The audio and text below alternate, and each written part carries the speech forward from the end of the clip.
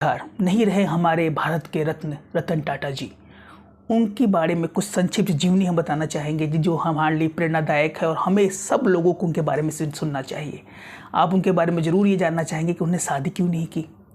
रतन टाटा जी का ऐसा कौन सा ख्वाब था जिसके कारण उन्हें बर्तन धोना पड़ा, और क्या क्या उन्होंने पूरे अपने जीवन काल में किया, अंतिम समय उन्होंने क्या किया और उनकी जीवनी से हमें क्या शिक्षा मिलती है। तो आइए देखा जाए उनका आरंभ, उनका जन्म। रतन टाटा जी का जन्म 28 दिसंबर 1933 को नवल और सुन्नी टाटा के घर हुआ। अगर पहले उनके हम जीवन काल की सबसे बड़ी घटनाओं के बारे में बात करें तो सबसे बड़ी घटना जो लोगों के चर्चा में रहती है उनकी शादी। उनके बारे में कहानी है, उन्होंने सही में इस चीज़ों को बताया था कि जब वो लॉस एंजलिस में थे तो उन्हें लगभग 4 बार ऐसा लगा कि उनकी शादी होने वाली है।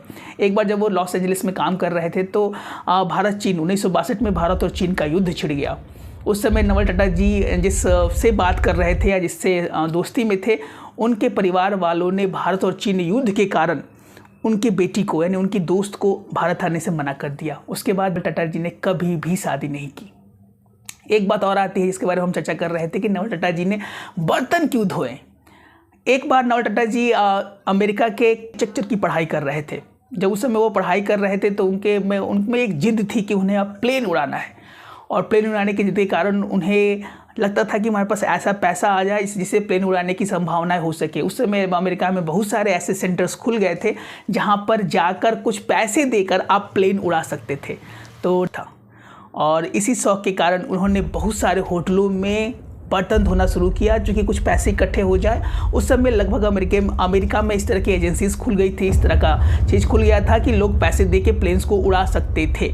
तो नवल टाटा जी ने अपना इस ख्वाब को पूरा करने के लिए, अभ्यस्त करने के लिए अब वहाँ होटलों में उन्होंने काम किया और अपनी सपने की ओर वो आगे बढ़ चले। अगर आए जाना जाए नवल टाटा जी के बारे में संक्षिप्त जीवनी, उन्होंने कब क्या और कि पहले 1962 में सहायक के रूप में हुए थे शामिल। बाद में Tata engineering and locomotive company, जो कि आजकल टाटा मोटर्स के नाम से जाना जाता है, कहा जाता है, में 6 महीने की ट्रेनिंग ली थी रतन टाटा जी ने। उसके बाद 1962 में कॉर्लेन विश्वविद्यालय में वास्तुकला में स्नातक की थी और डिग्री प्राप्त की थी।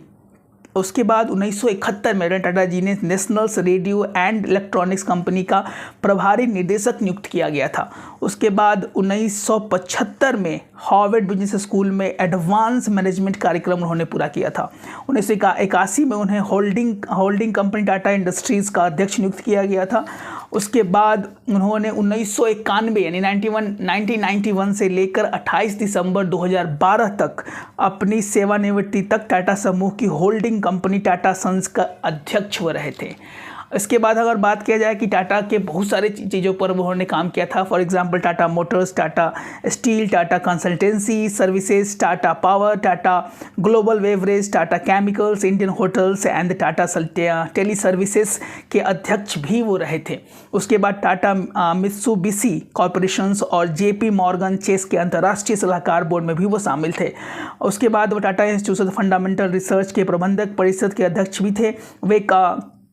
वे कॉर्नेल विश्वविद्यालय, दक्षिण कैलिफोर्निया विश्वविद्यालय के भी अध्यक्ष के पद पर उन्होंने बहुत दिनों तक काम किया था, और उन्हें बहुत पुरस्कार, भारत बहुत सारे की चीज़ें उन्हें मिली थी, जिससे हमें ये चीज़ें समझ में आती हैं कि कितने अच्छे व्यक्तित्व के धनी थे वो। उन्होंने जब उन्होंने अपने अंतिम सांस ली तो प्रधानमंत्री श्री नरेंद्र मोदी ने अपने एक ट्वीट किया, इसमें बताया कि ऐसे आदमी का जाना हमारे लिए चाहेंगे, एक श्रद्धांजलि देते हैं उन्हें, और हम चाहेंगे कि ऐसी आत्मा को भगवान के शरणों में जगह मिले।